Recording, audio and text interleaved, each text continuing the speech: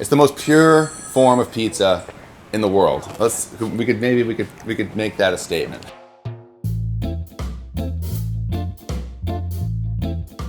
I think that some of the earliest pizza that anybody ate came without cheese, right? In fact, the early ones probably didn't have sauce either, but it didn't get good until we started adding tomatoes, in my opinion. This pizza is the sort of zenith of all cheeseless pizzas. It's simple dough topped with a beautiful tomato sauce, baked fully to a crisp texture. After the bake, I garnish with a little bit of Parmesan cheese. It's a deeply flavorful slice. It's one of my favorites. Let's show you how to make it. So we're down in Providence, Rhode Island today, and I want to show you something. This is the Rhode Island slice. It's one of my favorite types of pizza, and some people don't even think it's pizza. Let's go inside and meet Eric Palmieri, the son of Dominic, who started this business. All right, Martin. Eric. How are you? Good to see you. Nice to meet you. How are you? Thanks for having us. Yeah, absolutely. Thanks for coming.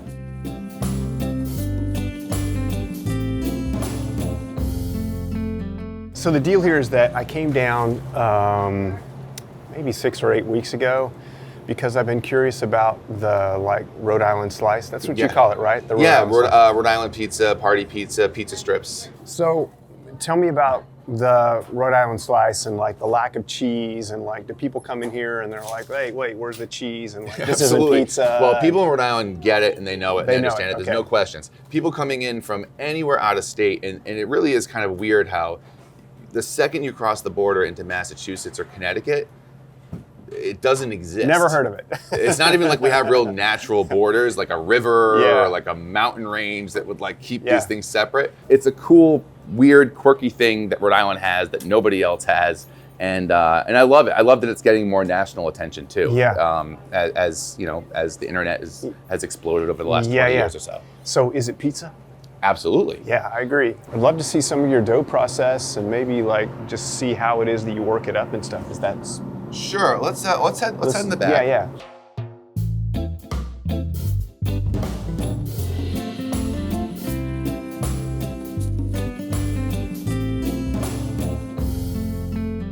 They'll come out like this. As you can see, it's not perfectly fixed, but it's pretty close. Getting close, yeah. So we just kind of finish the job here, and you just. And the one of the keys for us is we want to make sure the edges are as flat as possible. Yeah, so you don't want to handle, you know what I mean? You want to have that homogeneous thickness kind of okay. Right. Okay, good tip. And the crust and the edges will always kind of rise up a little bit anyway. Yeah. And the other thing is we try to make it as uniform as possible in terms of the thickness. Sure. Right, so we get this. Oh, so you can pin it spiker and here. Okay, right, cool. so we go once over like this, just real quick. Then roll. Pop any air bubbles. Yeah, that's getting the air out. And then one more time. Okay. All right.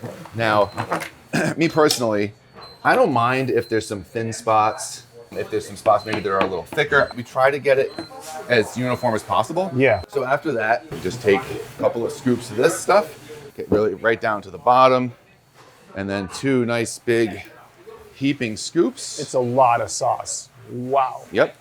Love it. That's all there is. But it reduces down, right? It gets so jammy. It does. And then to sauce it, yeah, we just wow. Kind of all settles the way in. to the edge. You really want that Right full to the edge, contact, right? Okay. Look at that. And if you do a really good job, you can get it perfect without touching the sauce with your hands at all. And then we just take some olive oil. And then a garnish. Okay, cool. And great. We try to honestly use quite a bit, and that's it. That's the whole process. Then that goes in the oven. We cook it anywhere between 400 and 410 degrees. Okay, good. For about 50 minutes to an hour. 50 to an hour. Wow. Wow. So it's incredible. Okay. Cooked low temp. A little lower, a little bit more period. dehydration of the sauce. So that's a big difference with, obviously most New York style pizzas and stuff, you're cooking it at way higher temperatures for way less time. Yeah. But for this, I think partially because there's so much sauce. Exactly. It will never get that crisp. And I think that could be part of why some places where it's not crispy is they just take it out sooner. Yeah. This is what they look like after they're baked and cooled. Incredible, how much the reduction is, right? Yeah. Can you lift up the edge so we can see what the underside looks like? Yep. Yeah, perfect. Do you ever do any garnish at this point? I mean, I know some places will go back with grated palm or even dried herbs. Only by request. Okay. So at this point, it's done. If people want grated cheese added to it, we use a Pecorino Romano. Okay, so Romano. We'll do that. Yeah, cool. We'll add that on there. But other than that, people don't really ask for anything. Can we try a piece? Yeah. There's a nice end piece for you. Look at that. Perfect. Thank you so much. You got it. That one's pretty crispy. Yeah. You can hear the crunch from here. I almost like it more than pizza. Wow. Appreciate it. Thank you. I'm like a little bit afraid to say how much I like this. Like, even in relationship to pizza, I just feel like it's a different category. It's pizza, but it's like, there's something, it's just somehow more. Let's scoot back up to Vermont. I got some good ideas. I got some tips from Eric. We're ready to try and make it. Let's go. Sun is good. Love being over here by the windows. Okay, so let's do this mix. 3 cups, 360 grams of bread flour. Down at Palmieri's, they are using a pretty high protein flour. So that's what I'm doing. I've got a little bit of sugar in here. Mostly it's to support browning. It's not really so much for like a sweet aspect. So that was 2 teaspoons of sugar. And now I'll go in with my salt. That's 1 1/4 teaspoons of salt. And then 1 1/2 teaspoons of instant yeast. I'm using instant dry yeast. Just give it a little stir to combine. And then I've got some water. This is 213 grams. And it's a little bit warm. I always say this, the studio usually runs on the cool side, so this water is about 95 degrees. Last but not least, a little bit of olive oil, 2 tablespoons, about 25 grams. As I was writing this, I was thinking at every step, how can I get the maximum amount of flavor, right? And so in this case, having that olive oil in the dough, super, super flavorful addition. So I get that in the bowl, and then I give it a stir, and I basically go as far as I can with the handle end of this wooden spoon. To me, I'm always thinking about like, what's the least amount of things that I can get dirty. I'm lazy that way. So using the flexible scraper, making sure I don't have anything on the sides of the bowl, scrape it down a little bit. And then I use this sort of like pressing and turning motion. And then once I'm like mostly there, then I'm going to put it out on the counter and I'm just going to knead it for a couple minutes. At Palmieri's, they have a beautiful large mixer and it goes for a long time on a low speed. Not a very aggressive mix, just sort of like low and slow and long. And I think that the action that I have here with my hands is not, that dissimilar to the gentle action of a spiral mixer.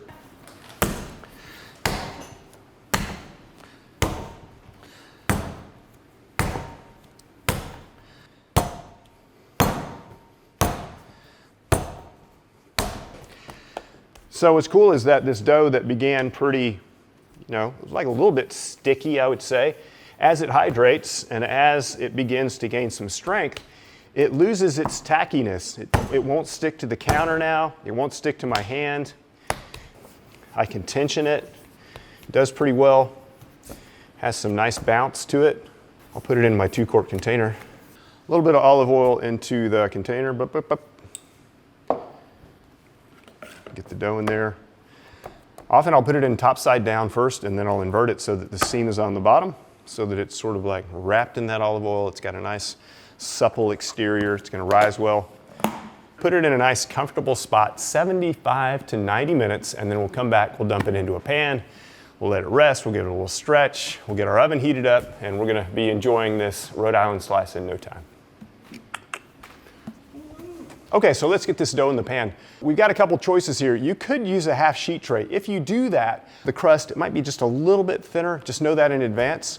I'm gonna use this Lloyd grandma style pizza pan. It's dark anodized and I like the way that it gives better browning to the crust. The dark color absorbs heat more quickly and it gives it away better. So I really like the Lloyd pans. So a little bit of olive oil in here. It's about a tablespoon. I'm just gonna say like a drizzle. Then what I'm going to do is just make sure that it's really well distributed into the pan, up the sides, the whole thing. Make sure that you've got good coverage. And then I'll grab some dough. Looks happy. Oh yeah.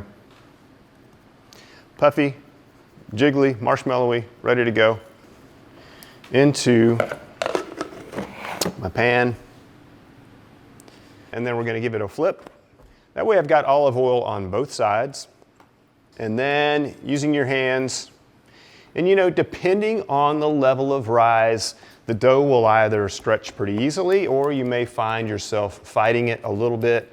That's totally normal. Some days when I have made this, it easily stretches itself all the way into the corners of the pan without too much effort, and other days it's a little bit resistant. After Eric got his dough into the pan, he used a dough docker or a stippler or whatever you want to call it. You could do that. If you find in your process with your dough or your hands, your kitchen, your everything, you get too much bubbling, then you could dock the dough. You could, you know, poke holes in it in order to keep the bubbles from forming. I haven't really found that to be something that I've been fighting with this recipe, so I haven't done that step. The idea here, though, is that we want the dough to fully fill the pan, and just like Eric did, I'm pressing to make sure that the dough across the bottom is pretty homogeneous, okay? So, I think that's about good enough. We're going to come back in 30 minutes, and then we'll give it one more press. We'll wait a little bit longer, and then we'll get it into the oven. So let's make the sauce. And honestly, this is kind of like the heart of the recipe for me.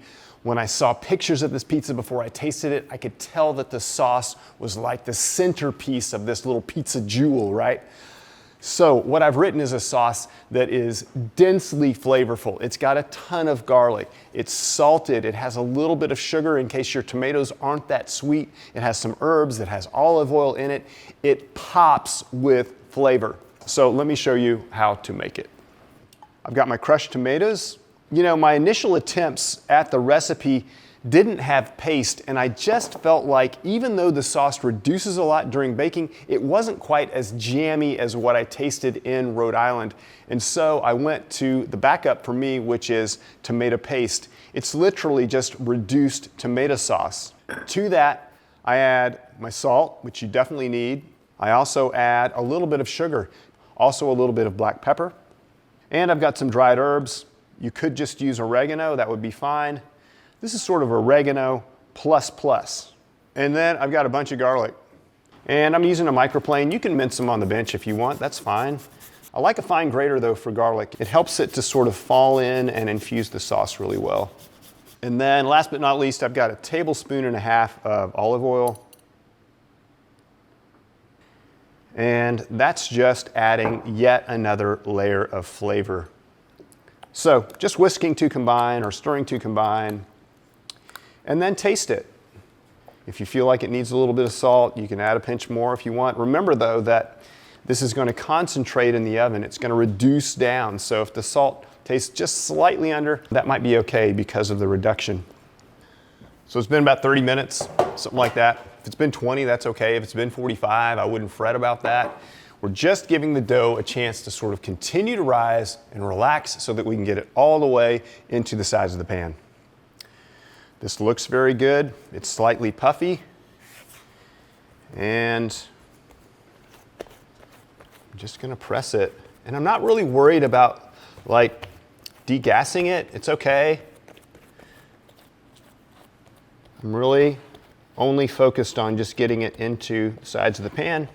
If you feel like there's an air bubble underneath the dough, yes, you could pop that, or you can just press it out to the sides and just make sure that you don't have that underneath. All the way to the corners, it looks great. I'm gonna cover it and I'm gonna give it about 45 to 60 minutes to just sort of let it relax a little bit. What else do we need to do? We need to turn the oven on. So get your oven preheated 450 degrees with a rack in the lower third and another one in the upper third of the oven. We'll be back real soon to top and bake. Okay, so 45 to 60 minutes, could have been 30 minutes even, you know, you don't have to wait super long. We're not gonna wait for this to like rise nice and high like we would a focaccia or something like that. I just want it to sort of puff slightly. Dough is into the corners, it looks pretty good. Looks very good actually, it's very active. So let's get the sauce on. Now, different than the sauce down in Rhode Island, Mine is a little bit thicker. Remember that I added quite a bit of tomato paste, and that makes it so that it's a little bit less flowable, but still will spread really easily. One difference with what I'm doing and what Eric's doing down at Palmieri's also is that they're baking theirs for an hour, so that looser sauce has extra time to sort of reduce down. Mine is baking for a lot less than that, and so I went in sort of pre-reduced with that tomato paste. One other slight difference with what I do and what they do down there is that I go to the edge, but I don't sort of go uniformly to the edge with the sauce. So get the sauce on there, even it out, and that's it. Let's get in the oven.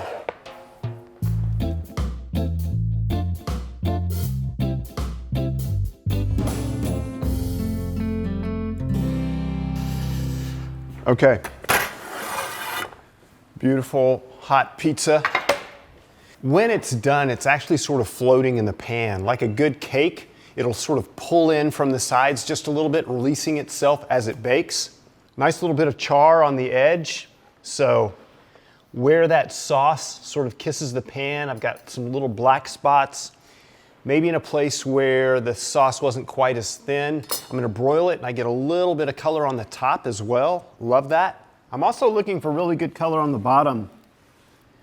I like that. It's definitely full color. If you want a little bit less, you could do that as well. I've got some garnishes. You don't have to garnish like this, but you certainly can. You could use Romano, you could use Asiago. I've got a little bit of Parmesan. I've also got some dried oregano. I've got some pepper flakes and a little bit of olive oil as well.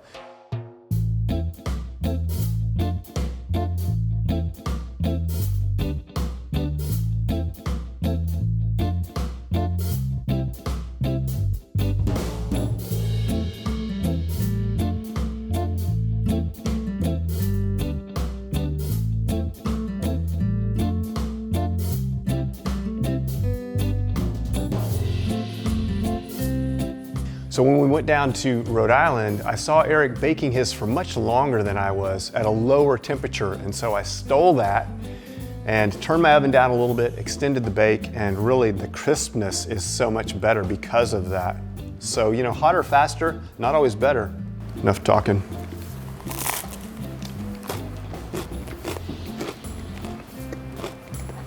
Wow. It's just so jammy and so rich, such depth of flavor. The crispness sort of contrasting to this like almost like jelly, jammy sort of tomato topping.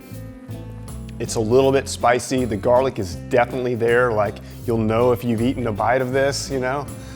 It's super garlicky, but it's crisp.